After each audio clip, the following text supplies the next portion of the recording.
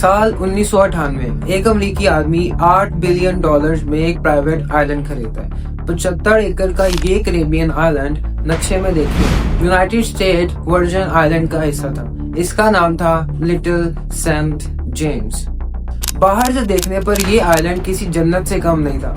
बहुत सारी खूबसूरत बीचेस, बहुत सारी हरियाली और बीच में एक बहुत लग्जरियस बंगला था। चारों तरफ लग्जरी गेस्ट विलास, 2 स्विमिंग पूल, एक जिम और एक हेलीपैड भी था। लेकिन इस जन्नत जैसे दिखने वाले प्राइवेट आइलैंड में छुपा था एक इंतहाई काला सच।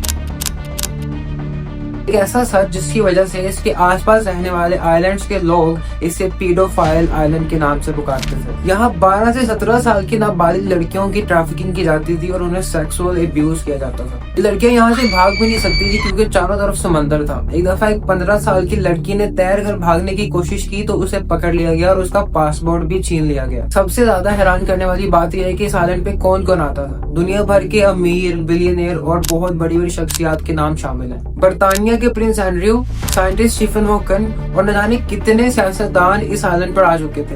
इनके लिए यहाँ पर पार्टीज ऑर्गेनाइज की जाती थी। लेकिन एक सवाल यहाँ पर रहेगा कि इस जजीरे का मालिक कौन था, और उसका जवाब है एक नाम, जेफरी एप्स्टाइन। जेफरी एक जमाने में ब्रोकन में बच्चों को मैथ्स पढ़ाता था, एक टीचर था। लेकिन किस्मत ने ऐसा खेल खेला कि कैरियर में आगे बढ़ के ये मिलियनियर्स का फाइनेंशियल एडवाइजर बन गया। करीबन 60 करोड़ की दौलत जमा करके एक मल्टी मिलियनियर बन गया। इसके दोस्तों में बिल क्लिंटन और डोनाल्ड ट्रंप से लेकर इजराइल के साबिक वजीर आजम एहूद बाराक तक शामिल हैं। आज की इस वीडियो में आइए जानते हैं अमेरिका के सबसे बड़े स्कैंडल के पीछे का सच, पूरी कहानी एप्स्टीन फाइल्स की।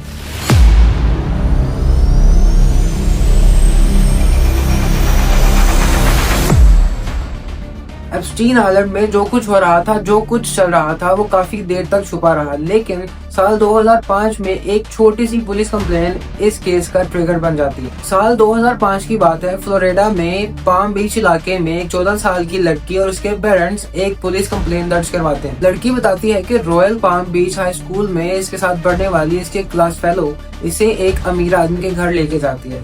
उसे कहा जाता है कि सिर्फ मसाज देनी है और इसे इस काम के $200 से $300 मिलेंगे। लेकिन जब ये लड़की वहाँ पहुँचती है तो वहाँ कुछ और ही होता है। एप्स्टीन उस लड़की के सामने सिर्फ एक टॉवल में आता है और उस लड़की को अपने कपड़े उतारने के लिए बोलता है और उसे मोलेस्ट करता है। पुलिस ने जब विक्टिम से पूछा कि क्या तुम किसी और लड़की को जानती हो जो एप्स्टीन के यहाँ गई हो, तो उस लड़की ने 2 नाम बताए। जब उन 2 से बात की गई तो उन्होंने 2 नाम और बताए। जब उन 2 से बात की गई तो 2 नाम और सामने आए। ये देखकर पुलिस हैरान थी कि ये चेन रुक ही नहीं रही थी। पुलिस जब किसी एक विक्टिम को ट्रैक करती थी तो 2 और सामने आ जाते थे। 3 महीनों में पाम बीच पुलिस चीफ ने 35 विक्टिम की शिनाख्त कर ली थी और दर्जनों को अभी ट्रैक किया जा रहा था। इसमें सबसे ज्यादा दिल दहला देने वाली बात यह है कि सभी लड़कियों की कहानी एक जैसी थी। सभी को मसाज के बहाने बुलाया गया था। She led me up a staircase and we made a right into Jeffrey's room and Jeffrey laying naked on the massage table. ज्यादातर विक्टिम्स 13 और 16 साल की नाबालिग लड़कियां थी जो गरीब खानदानों से आती थी। बहुत से विक्टिम्स के पेरेंट्स नहीं थे, वो ऑर्फन्स थी, जिसकी वजह से उनको सुनने वाला भी कोई नहीं था। I really wanted this job, so I opened up to them. I said, look, this is an opportunity of a lifetime for me. I've been on the streets, I've been abused, and that's the worst thing that I could have done. Because I just let them know that I'm vulnerable. Police ने देखा कि ये कोई छोटा मोटा case नहीं था, ये एक प्रॉपर्ली ऑर्गेनाइज्ड पिरामिड स्कीम थी। हर एक लड़की को नई लड़की लाने के लिए एक्स्ट्रा पैसे दिए जाते थे। एक लड़की दूसरी को लाती, दूसरी लड़की तीसरी लड़की को लाती, और इन तमाम लड़कियों की उम्र 18 साल से कम थी। मई 2006 तक आते आते पाम बीच पुलिस ने एप्स्टीन के खिलाफ एक पूरा केस तैयार कर लिया था, और ये केस इतना मजबूत था कि जुलाई 2006 में FBI ने भी इस पर इन्वेस्टिगेशन शुरू कर दी थी और इसे नाम दिया गया था ऑपरेशन लीप ईयर। 53 पेजेस की रिपोर्ट बनी। फ्लोरिडा से लेकर न्यूयॉर्क तक विक्टिम्स के बयानों को रिकॉर्ड किया गया और एप्स्टीन पर इंटरनेशनल सेक्स ट्रैफिकिंग का चार्ज लगाया गया। I was 16 years old. 17, 14 years old. This is me. This was me. This is me when I met Jeffrey Epstein. This is me when I met Jeffrey Epstein. 36 नाबालिग victims, दर्जनों गवाह, FBI की investigation और इतने भारी इल्जामात के बाद होना तो ये चाहिए था कि जेफरी एप्स्टीन जैसे आदमी को जेल में सड़ना चाहिए था।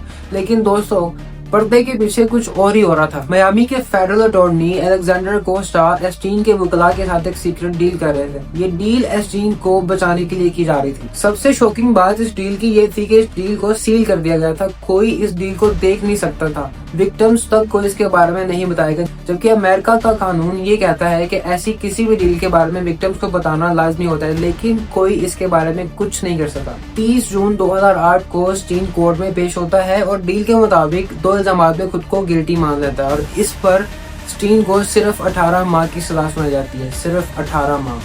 सजा के दौरान स्टीन को पाम बीच काउंटी जेल के प्राइवेट विंग में रखा जाता है और हफ्ते में 6 दिन इसे 12-12 घंटे के लिए अपने प्राइवेट लग्जरी ऑफिस में जाने की इजाजत भी दी जाती है। ये इस लेवल की फर्स्ट क्लास जेल थी कि एप्स्टाइन सिर्फ वहां रात में सोने के लिए जाता था और इस सब के बाद भी सजा पूरी होने से 5 माह पहले जुलाई 2009 में ही इसे रिहा कर दिया जाता है। ये सब मुमकिन होता है इस डील की वजह से, एप्स्टाइन को ये डील दिलाने वाले अलेक्जेंडर अकोस्टा की वजह से। अब कहानी में ट्विस्ट देखिए, यही अलेक्जेंडर अकोस्टा बाद में जाकर एप्स्टाइन के दोस्त डोनाल्ड ट्रंप की पहली हुकूमत में सेक्रेटरी ऑफ लेबर बन जाते हैं। Secretary of the Department of Labor will be Mr. Alex Acosta.